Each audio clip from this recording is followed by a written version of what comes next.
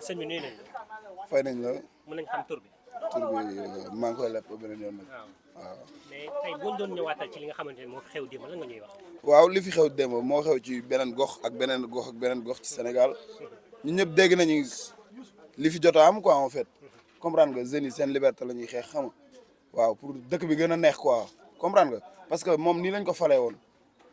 comprendre nga am na ñu naan sax comme mag yi deret a ko fal deret a koy folli te ñun war nañu rus a dégg loolu en tant que sénégalais comprendre nga ñun lu ñuy fal daf ñu war a fal ci naturellement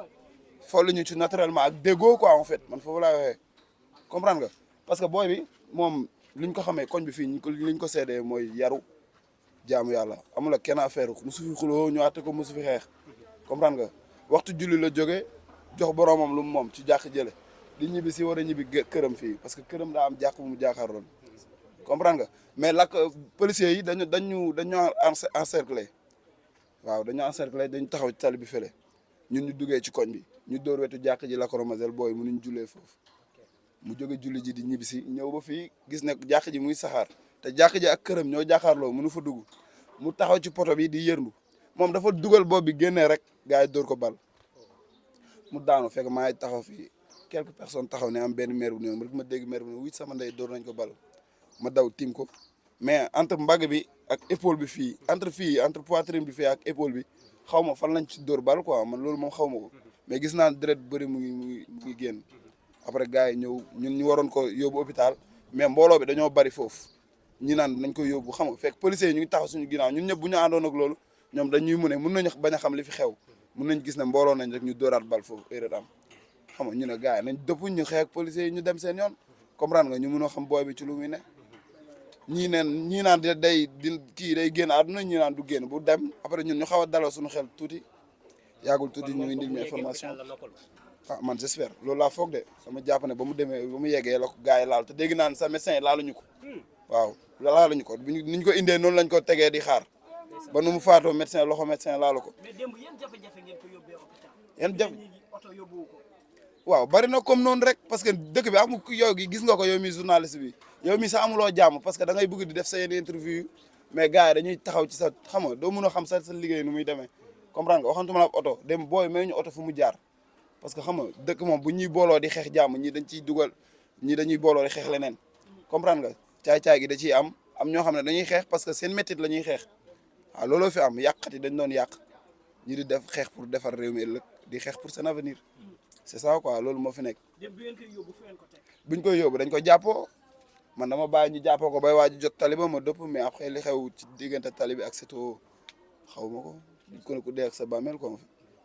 mais daal ci kaddu yi nga xamante ni dégg nañ ko ci ñi nga xam ne ñoo dëkkee boor bi neen dañu ne maanaam kenn xamee ko woon ci yi nga xamante ni dañ koy gis ci boy yi mooy comme maanaam manifesté wu wala boog nekk di taal wala yoo xamante ni kenn mënu ko rafetlu maanaam mënuñu ko qualifier ci genre boobu daal. waaw mënuñu ko ci qualifier man mii bokk maanaam personne mënu ma ko ci qualifier parce que xaw ma ko bu baax comprendre nga parce que su ma ko man li may samay vibes ak vibes sam du benn man damay dangi dem liggéey ñëw mais man dama koy gis au calme saa fu ma dem ñëw bu fekkee koñom laa aw dama koy gis mu toog ci buntu jàkk ji di wérdu waaw soit parfois du ma ko fa romb parce que ci biir lay ne comprendre nga waaw parce que nit ku ne ku dee ak sa bàmmeel quoi en fait nit ku ne da nga koy waxee bu nekkoon ci leneen dama naan ko maak moom ñoo bokk dund lii wala moom ak ñeneen comprendre waaw ku jàmbure la ku téye boppam waaw parce que fu mu dëkk sax moom ci boppam ku dégg kër gu mu dëkk kër googu mbaax lañ fa xam dañoo judd fekk fa mbaax comprendre nga maamam bi fa nekkoon nekk borom baax grand fi ñëpp xam ko nekk nit ku yiw waaw kon nag mënuñu yor ay sët yoo xam ne nii waaw dañ man yaakaaruma dëng ci ñoom quoi en fait mbaax lañ leen xamee wax fa dëgg yàlla ba booy romb ci koñ bi sax ak noo mënta mel boo rombee ñoom ñu toog seen buntu kër di nga xaw a defaruwaat xaw a yaru tuuti romb bu respectable. d'après lii bi mu amee léegi gis ngeen autorité yi ñëw fi wala bokk police ñëw fi pour waaw jéem a def yenn. ñëwuñu kenn ñëw fi di ñu masaw amul benn autorité bu jóg di wax ak askan bi waaw parce que réew moom bu defaroo dañ na ndaw yee koy defar bu yàqoo ndaw yi ñoo ko yàq mais bu amee xam-xam mag yi ñoo ko ci def parce que bu ñu nee mag baax na ci réew parce que mag a ëpp xale pexe ak xalaat loolu lañ jàpp quoi. mais magum jëmm moom waxuñu ko ñun magum xel lañ soxla comprendre nga parce que xel mooy nit xale bu amee xel sax mag lañ koy wax dañ naan kii mag la du xale parce que xel mu la nit rawantee en fait comprendre nga waaw looloo fi ne dëkk bi fu mu nekk nii jàmm amul jàmm amu fi métti na lool wax fa dëgg yàlla bu ñu mënoon jàppale daal ñu xoolaat yeneen solution defar réew mi ànd ak ndaw yi nañu reculer quoi loolu du gàcce defar dem nekk di dund beneen dund ba sa comment dire sa waa dëkk ne carrément buggee wuñ ko nii wax la ñoom nuñ ko bëggee man dama jàpp ne da nga war a reculer ànd ak ñoom ci nuñ ko bëggee comprendre nga parce que boo yoree sa kër boo fa bàyyee say doom boo demee liggéey loo dégg am na sa kër di nga dagg sa liggéey ñëw defar li ci kër gi ba noppi kon Sénégal këram la quoi moom na ko defar comprendre nga ñun ay njabootam lañu comprendre mais bu seetaanee rek ñun tam dañuy def nuñ neexee day mel ni moom yarul njabootam rek parce que sa njaboot boo leen yoree sa kër boo leen yarul dañuy saxaase lu leen neex la ñuy def da nga ñu ne la papa xaar ma waaye wala nangam. mais kon tey tamit du fekkoon am nga message boo xamante ni di nga ko conseillé ñi nga xam ñoom ñooy jeunes yi tey lan lay doon parce que tamit ñi ngi gis loo xamante ni am na ñoo xamante seen yoon new ci et pourtant ñu ngi ciy ñàkk ñu ngi ciy yàq ñu ngi ciy jël alalu jàmm tey boo doon passé message boo xamante ni ñun suñu moroomu jeunes yi lan lay doon. ñun suñu moroomu jeunes yi nekk ci dëkk bi am liberté parce que instant yii nii jeunes yi ñaari parti lañ de boo xaajee beneen parti bi ñëpp a ngi kaso ñoo xam ne defuñ dara. comprendre nga lim la amaana ñooñu tamit soxla nañ ñoo xam ne dañ leen di waxal seen idée ñoom li nekk seen bopp te amuñu ko dañ leen a fàtte moment bii nii parce que moment entre affaire li fi xew nii Sonko Macky beeg Adji Sarr bi am na ñu ci tëddaale kaso ñoo xam ne ni lijjantiwuñu leen comprendre nga te ay sénégalais lañu comprendre nga jàmm ñëpp ko soxla comprendre nga ni ñuy fàttalikoo ñaar ñi nekk ci problème nañu fàttalikoo noonu ñeneen ñi tamit comprendre nga di leen wax ni carrément Sénégal ñun ñoo ko bokk benn bopp la sunu maam yee njëkk a xare di defar ba léegi ni tey waaw ku bëgg nag jagle foog nga def li nga bañ pour nga am li nga bëgg waaw looloo fi ne foog nga def li nga bañ pour nga am li nga bëgg parce que àdduna foo dem nga dégg ne liberté am na fa rek dañ ko xeex ba noppi man loolu laa gis dañ ko xeex ba noppi te jamono dañ ko doon xeexee jamono jooju amoon na mag yu loon doon wax naan bàyyi leen lii bu leen def lii baaxul bu leen toppoon dara du baax waaw ñooñu dañoo xeex seen doom ñëw xeex seen sët xeex door normal ñu xam ne xeex bokk na ci liy defar réew mais jigul réew waaye bokk na ci li koy defar man loolu laa gisee jeunesse bi nag nañ demee xel rek te bañ a demee xol comprendre nga affaire yi calcul la tamit parce que réew mi suñu réew la am na côté yi ñuy taalee ay pono wala dañuy mel ne ñuy xëcc policiers yi après fa la ñuy sànni lacrymogène yi te am na ay mag yu nekk ci biir kër yi comprendre am na yeneen malade ak yeneen malade yoo xam ne seen i poste yeggul seen i ginnaaw mënuñ dem hôpital seen i kër la ñuy mujjee obligé nekk maintien seen feebar comprendre nga lim la ñooñu bu ñu sànnante ak policiers yi pono ci lu jege ci territoire kër yi rek day xaw métti ci ñun nañ leen xëcc ci tali yi ci diggante jàmbaar ci Johnson yi ñu jàmbaarloo face à face ak góor te ñu gën a góorgóorluwaat bu keneen ñëwee nag waxuma kenn bu keneen ñëwee defee ko nuñ ko bëggee nañ ko jàppale te xam ne ñun ñëpp ay Sénégal lañ suñu réew ñoo ko moom waaw yal nañu yàlla defal jàmm te yal na fi yàlla def ndox mu sedd waaw tappe xol yi ñun ñëpp ñu doon benn jaay rasul la. sëñ bi nuyu nañ la. waaw maa leen di fay. mën nañ xam tur bi. man Jimbala laa tudd Jimbala Ba. nga ma doon frère. donc ci El Hadji Cissé quoi. tey boo ñu doon ñëwaatal ci fee bi nga xamante ne moom démb lan nga ñëw. waaw fee bi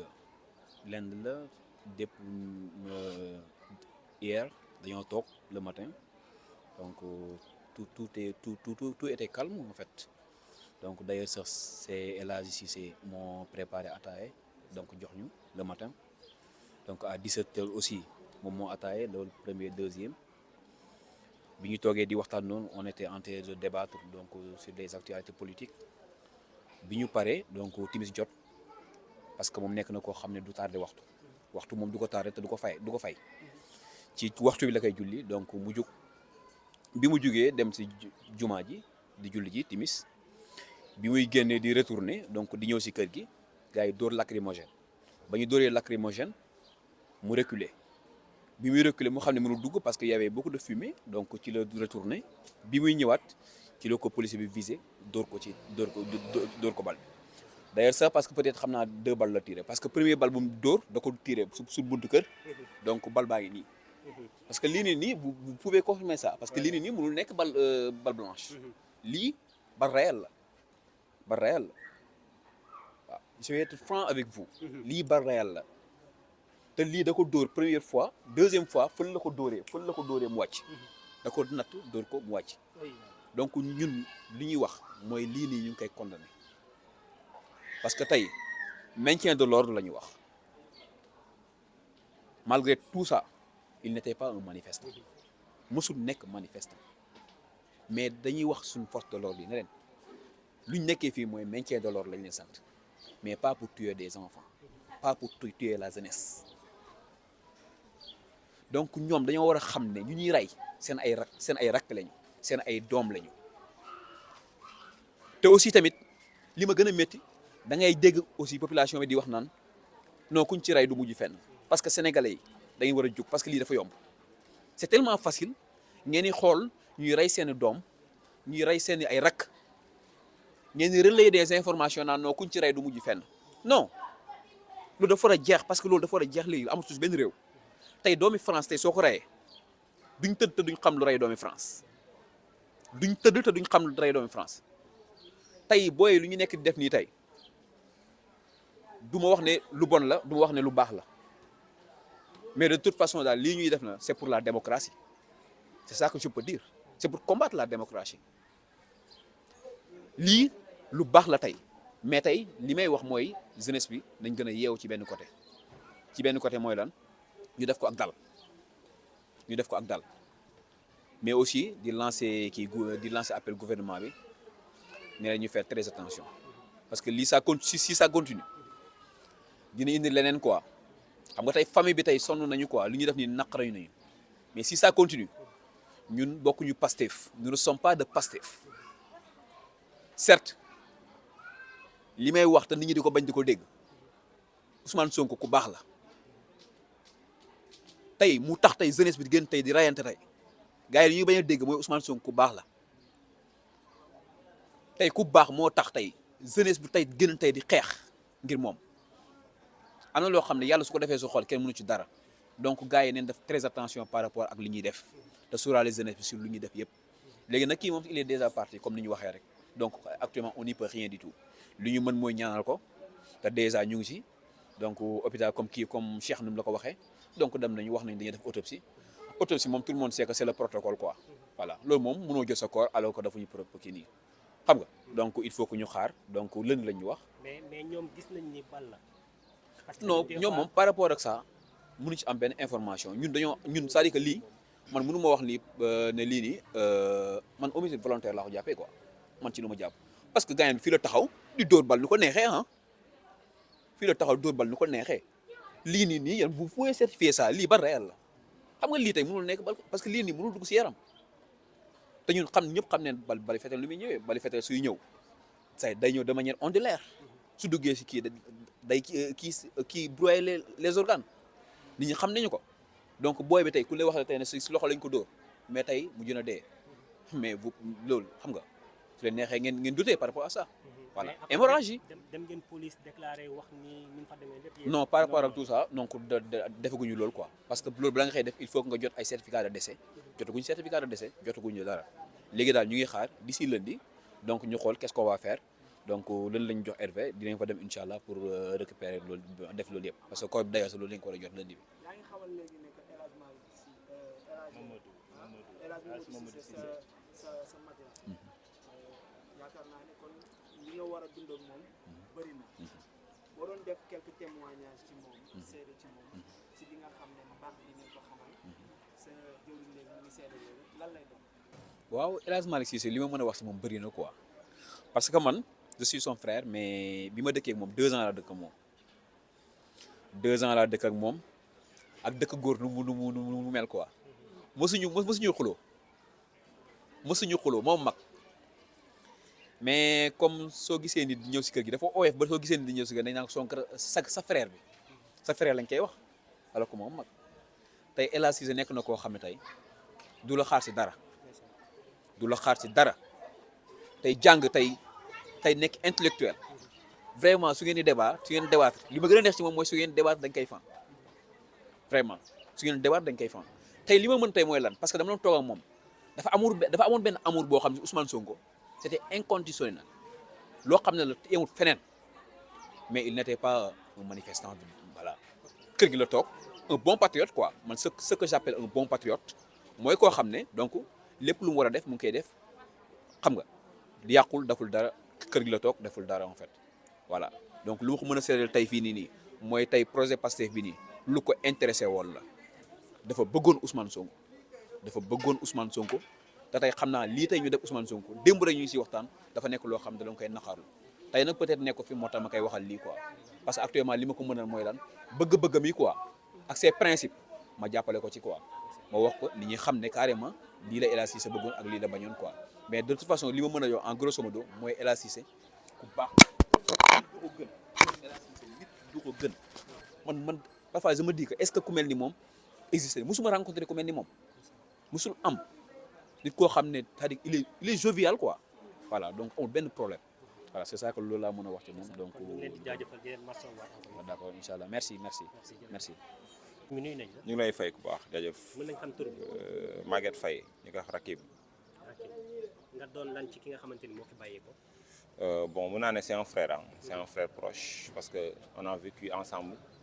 ñoo bokk cité bi bu nekk benn gars boo xamante ne il est cool man affaire bi dem ça m'a surpris nag wax dëgg yàlla parce que man bi loolu di am dama doon nelaw damay yeewu si laa dégg ne gars yi dañ ko dóor bal mais mu nekk koo xamante ne c'est un innocent wax dëgg yàlla c'est un innocent xam nga booy bu cool la booy bu yarul la dalay romb nuyu la sol jàllaabe dugg si jàkk ji xamee moo ko dara si violent quoi en fait vraiment moo tax ça m'a choqué nag. affaire bi muy am dafa la fekk ngay nelaw biñ la yeewee ba nga yëg loolu nan la def. waaw li waral nelaw bi parce que man j'avais mal à la dent man sama bëñ ma doon metti sax moo tax man dama naan somnifère pour nelaw mais bi ma ko yëgee ça m'a traumatisé parce que dama xam ne lii c'est de l'injustice quoi bu fekkente ne dëgg rek la yàlla bëgg quoi man démb bi affaire bi amee je suis allé voir les policiers il y a des témoins ici man fii laa leen romb ma dem faire face aux œufs ma leen vous avez tué un frère boo xamante ne il est innocent te ki tax ngeen di def loolu jaru ko parce que c'est une personne quoi qu'on puisse dire Macky Sall c'est un président on lui respecte mais il n'est pas un dieu il n'est pas un prophète ni un sahaba donc pourquoi mu bëgg di torturer les Sénégalais à cette manière là c'est pas du respect il respecte pas les Sénégalais Sénégal nag boo fa waxee dëgg ñu ne naa fekk nga kon léegi dëgg amatul sens quoi on se dit la vérité rey nañ doomu jàmbur tey mii nii sa maman a perdu ses parents ont perdu voilà après c'est fini 2 jours 3 jours on l'oublie comme ça tey ku ñu fi reyoon tey sa doom da ngay génn kaas c'est que na Sénégalais yi yàlla ma yàlla baal quoi ci terme bi ah Sénégal la gars yi jël transformé ko dëkku naa fekk moo tax ngay gis genre fee yi nii frère c'est bizarre. léegi yow en tant que jeune bi nga demee ba gis ni tey lii am na autorités yi ban taxawaay lañ taxawee fii. Bon à l'instant où je parle man j'ai pas encore ressenti benn présence autorité pour dire vrai gisuguma fi kenn jusqu'au présent. gisuguma fi kenn bokk sax ngeen xeex aussi. gisuguma fi kenn c'est que il faut que tamit des fois muy clair si boppu gars yi ñun man j'ai fait de la musique j'ai fait un track je l'ai clippé j'ai fait ma participation du affaire de Sonko wala Macky Sall il faut que dara mu leer si boppu sénégalais yi tey sénégalais bi ànd ak Macky Sall il est indépendant parce que c'est un sénégalais benn carte d'identité la am sénégalais bi ànd ak Sonko il est indépendant benn carte d'identité la am mais le pire responsable c'est Macky Sall la dignité c'est pas de porter des costumes wala de conduire de belles voitures wala d'avoir des belles maisons la dignité c'est dans la parole moom il n'a qu'à se rappeler 2012 bi muy ñëw naan Ablaye Wade on va lui dégager du palais c'est lui qui l'avait dit kon tey moom donc bu taxawee ne naan sénégalais yi waaw da ngeen may ñaan ma may leen mais c'est un manque de respect total fii boo fi manqué les gens respect wala la koy wax boo waxee ñu ne non Sénégal boo waxee ñu jël si la mais on s'en fout ñun ay êtres humains lañ sama waa ji fii ku fi gis dëgg il faut le dire c'est ça la vérité léegi nag sénégalais dañoo dem ba nañ leen monopoliser ci géewu tapet boobu ba gars yi sax nangootuñu wax dëgg non du wax ci caméra Macky Sall je l'insulte pas c'est un président quoi qu'on puisse dire mat na ma pap man ku ma xam-xam ne j'insulte pas la personne man du ma saaga nit du ma manquer nit respect mais je dis la vérité Macky Sall nekkul si dëgg Sénégal ñëpp ñoo ko bokk te ñun ñëppay dee ku nekk yaay wér sa bàmmeel te un jour ñëpp dañuy taxaw ci kanamu yàlla lii di am fii ñi ñuy rey nii yëpp c'est lui le responsable on se dit la vérité donc loolu laa amoon lu ma ci wax ah. d'accord mais balaa ñoo bàyyi dernière question parce que d'après démb ak tey ban information ngeen am ci ki nga xamante ni moom mooy Adji Ki Dem. bon il paraît que actuellement dañuy nekk di def autopsie quoi autopsie bi dañu nekk def parce que man affaire bi ça m'a choqué sax déjà c'est un frère wallahi ça a traversé dans ma tête parce que boobu il est tellement cool xam nga man bi affaire bi amee bëre policiers yàgg nañ taxaw fi door ay lacrymogène avant-hier daa am benn daam bu doon jaay fii cere bi ñu ko dóoree lacrymogène dafa daw bi mu dawee fa la bàyyi mbuusam ak portable am man maa ko dem jëli man maa def nii ñëw ba ci policier yi jël si ko récupérer ko demaat démb bi ma yëgaatee ne rey nañ booy bi man maa fippuwaat fii dem bu fekk la ñu taxaw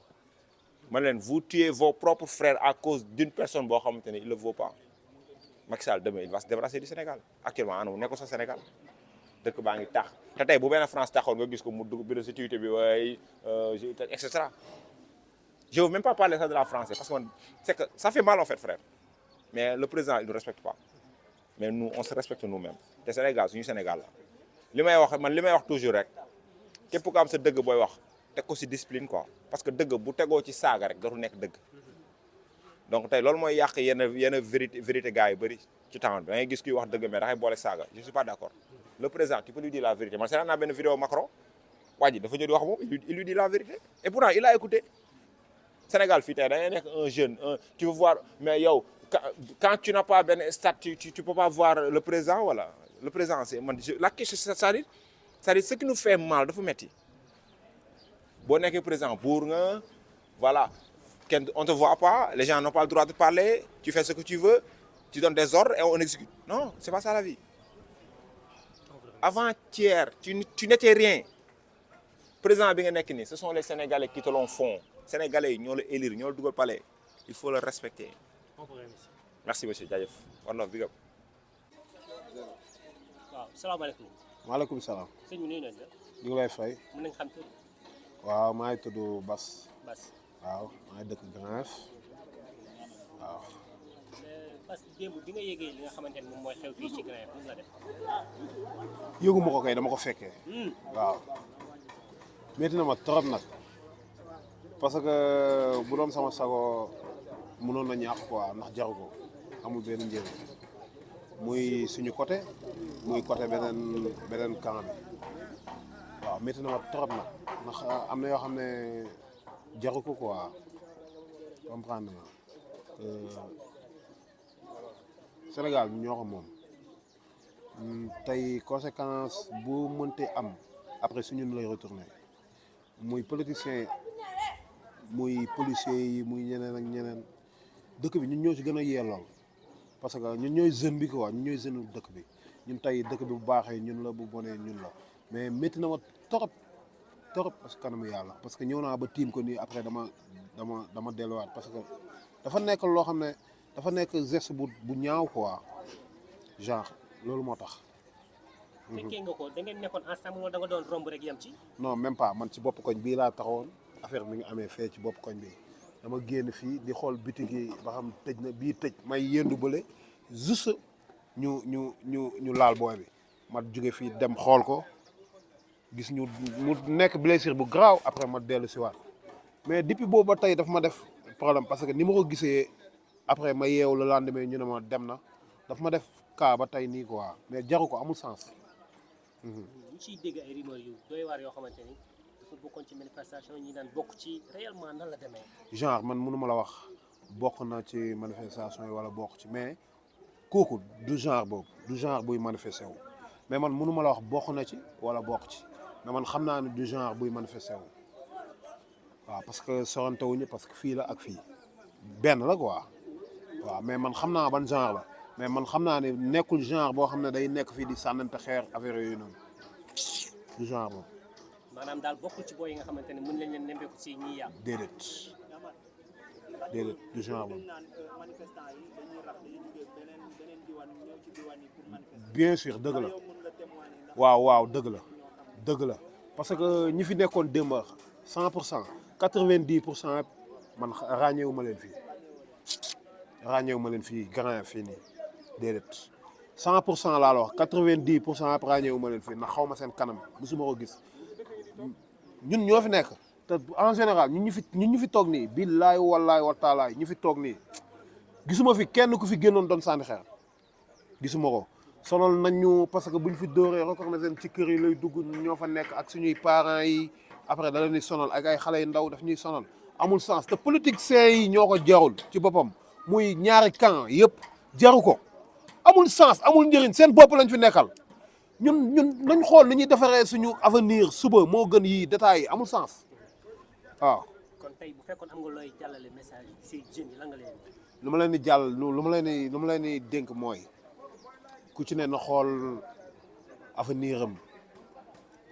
te bu dee dañoo yaakaar ci ñii ñuy xeexal nii non ñu ngi nax suñu bopp billaahi wallaahi ñu ngi nax suñu bopp amuñu njëriñ seen bopp lañ fi nekkal ak seeni mbokk ku ci falu tey buy xëcc dina xëcc ay mbokkam ba mu jeex muy soog a gëstu ñeneen ak ñeneen te ñun lu ñu desee ci fii dafa bëri ay jeunes lañ ay xale lañ dese nañ fi lu bëri nañu liggéey fayit mun nañ am lu ne mais genre ay sànni xeer ay jëlewu fi kenn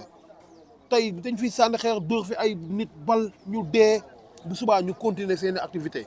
ñoom ñu ngi nii démb depuis coow li ba mu commencé ba tey gisoo fi benn nit bu wàcc manifesté wu fii amul autorité yi amul si ñi ñuy xeexal kenn ñëw fii amul kenn ku fi nekk di wàcc di xeex ak booy amul kon tey amul kenn ku fi ñëw wax fekk c'est-à-dire amul te nit ñi ñu ngi leen di xeexal ñoom ñu tëdd seen biir kër yi amul sens nañ xam ni li ñuy def amul njëriñ buy këpp seen kaw lay këpp nañ jéem a xool ni ñuy defaree seen suba moo gën yii parce que ay jeunes lañ yii amul sens amul benn njëriñ da lay yàqal mais du la defaral waaw. d'après ki nga xamante ni wuyu ji na après amul leen ci benn information boo xamante non ni ci waajal bëgg naa xel. non amaguñ ci benn information ah parce que mi ngi hôpital surtout génnagul ba tey mënuñu la wax nii la wala nee la mais nañ bàyyi xel ni daal tey moo perte moo perte ndax muy ki tax xeex am du ñëw ba jaale ko ki taxul ki nekk ci nguur gi du ñëw ba jaale ko genre moom perte na ay mbokkam perte nañ genre ñu ngi naan le 25 bi la waroon dem Canada pour yeggali jàngam perte na amul sens ñëpp ay mbokkam perte na moom perte na léegi ñi tax xeex bi am ñi ngi tëdd seen biir kër yi nekk ci jàmm léegi moom ay mbokkam perte nañ amul sens nañ bàyyi xel ni lii ñuy def nii amul njëriñ pertement la nit ñi ñi ngi bëgg liggéey ñii bëgg dem dox seen soxla ñii bëgg dem hôpital faju ji kenn ñemewul génn dem amul sens loolu laa amoon lu may wax quoi waaw jaajëf. voilà salaamaaleykum mbokk ami internet Univers Info TV Dakar Plus ak Dakar Live comme ni ngeen ko gisee ni ki démb ba tey xew-xew bi nga xam moom moo am fii ci Grand Yoff tey ñu ñëw fi nga xamante ni moom mooy ci kër gi fekk fi ñi nga xamante ni ñoom ñooy ay frère am ñu fekk fi ñi nga xamante ni ñoom ñooy ay jegeñaaleem ñu wax ñu réellement li nga xamante ni fee bi noonu la demee di parce que ki nga xamante ni moom la ñu jàkkaarlool kenn la ci waa kër gi ñu bàyyi ko mu nuyoo dóoma ci waxtaan salaamaaleykum. waaleykum salaam wa rahmatullah ñoo ngi leen di nuyu di leen jaajëfal ci seen teew bi ngeen teew fii ci Grand Yoff di wax ne sunu benn xarit sunu doomu ndey sunu lépp muy El Hadj Mamadou Cissé ñu gën ko xam ci Boga mu nekk koo xam ne nii ci oyofaayam ak ci dëggoom ak ci wàcce boppam nekk na koo xam ne nii fii ci Grand Yoff xale yëpp xam nañu ko donc ñun ak moom ñoo bokkoon benn chambre bu ñu tëdd waaw di wax ne yàlla lépp lu mu joxe moom moo ko moom waaye itam lépp lu mu jël itam moom moo ko moom du ñu wax lu dul loo xam ne nii moom la borom bi gërëm muy inna lillahi wa inna ilayhi rajiun di ko ñaanal yàlla xaare ko aljanna waaye di nekk koo xam ne nii lépp lu ñu war ci jullit mu ngi woon ci moom jullit la woon aqan ku dëggu la woon ku jullite la woon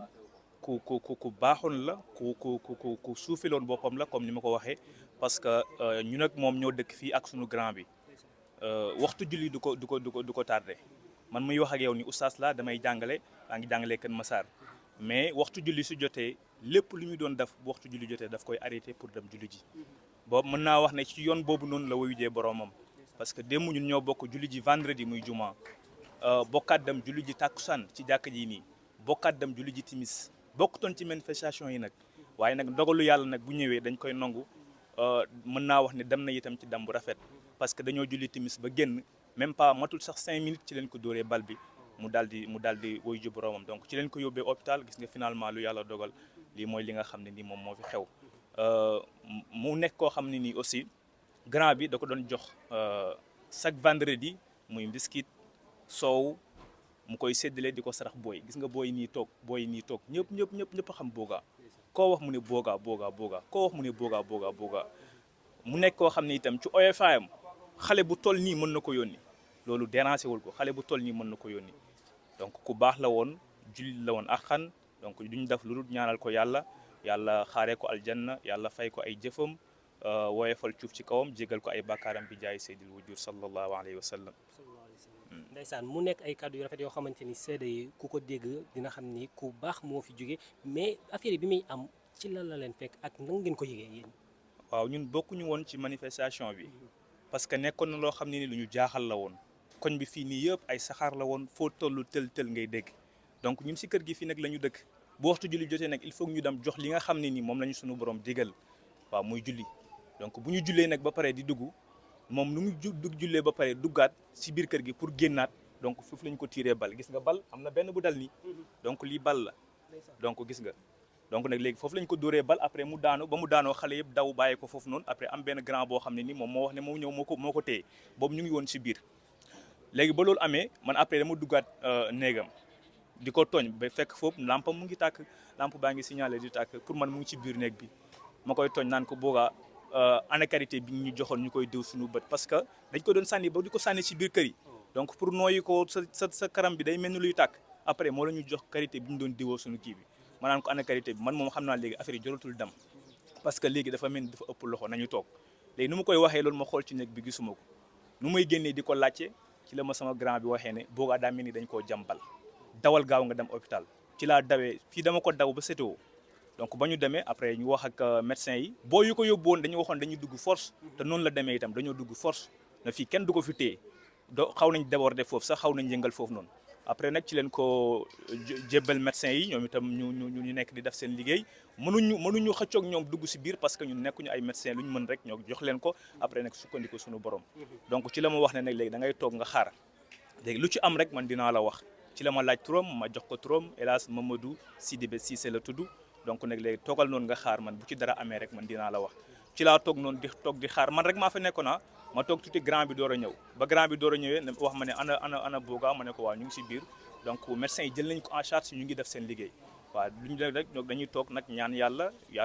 joxaat ñu ko mooy sauvé waat ko ba li nga xam ne nii moom lañ ko fi indee ñu am ko ci leen toogee di xaar ba ñu xaaree ba si kanam grand bi na ma Cheikh est-ce que doo dugg nga xool lan moo xew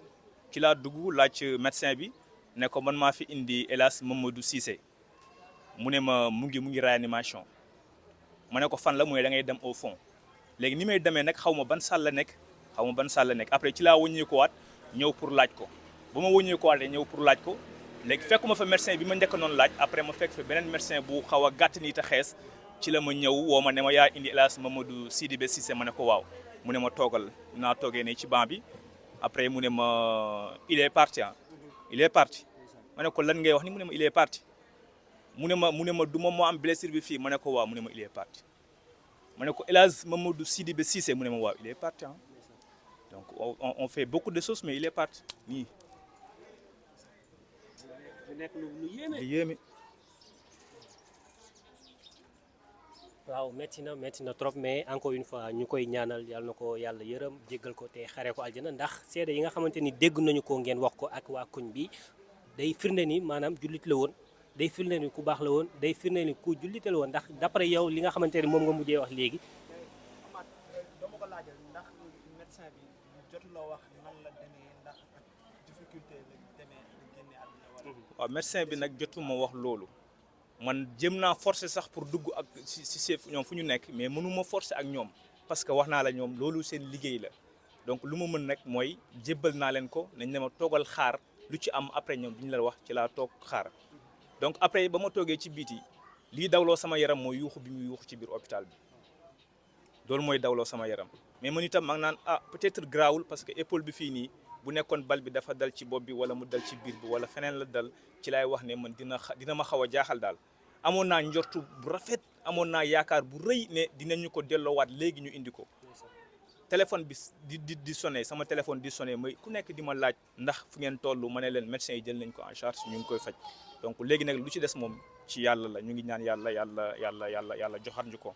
donc mais médecins yi nag ba léegi waxuñu ma ne gis nañ ci moom bal waxuñu ma ne génne nañ ci ñoom bal waxuñu ma ne ñoom seen liggéey fan la toll ci ñoom mais après daal grand bi wax na ma duggal nga xoolaat malade bi fan la toll nu ma duggeeti di xool malade bi fan la toll ñu laaj ñu ne ñu ngi salle réanimation donc ci loolu lañ ma wax ne dem na. ñu jël suñu waa ji